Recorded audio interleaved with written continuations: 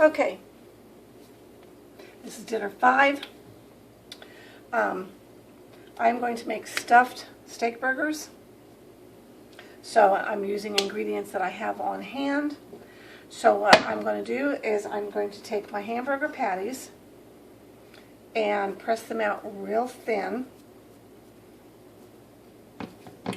Okay.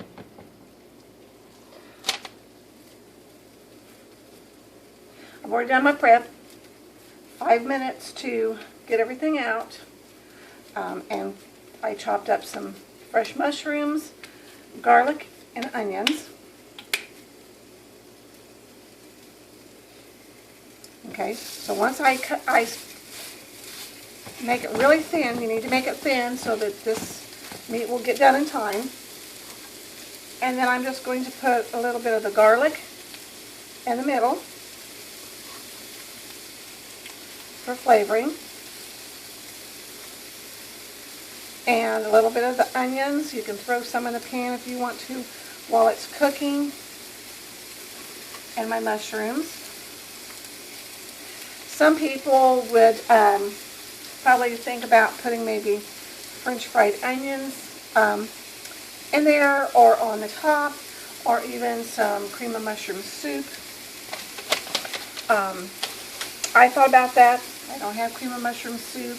I try not to use breading and soups every time. I try not to always have bunches of potatoes or rice, but to kind of mix it up. So I'm just going to put my other layer of the hamburger steak on top of it, that I have, and press it out.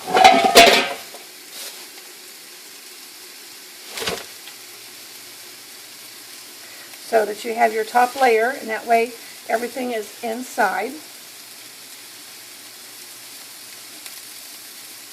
You get all this cooked and done, you could put sauce on top of it. You know, there's such a variety of what you could do. I'm going to turn that down on low so that it can cook. I'm just going to throw the rest of my onions and garlic in there just to use it up. That'll add a little bit of flavor. You can make it like a grill. You could put a little bit of water in there and steam it. I'm just going to grill it, and I just sprayed the pan with a little bit. And then I'm going to cover it up and let it cook. And I decided to have a salad, and that will be our supper. I realize if you have children, you might want to have 1 or 2 vegetables, some potato tots, or whatever it is that you guys fix.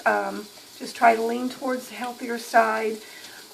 Make sure that you have vegetables and that you have more vegetables than you do carbs, and keep your steak burger from being this big, which I know a lot of us like.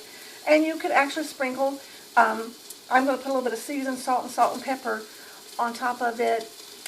You could use onion powder or garlic powder. I do need to wash my hands first.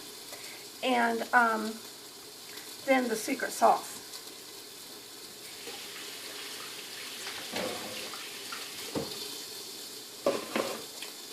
Which I will put on there, probably either when they're done or right before they get done.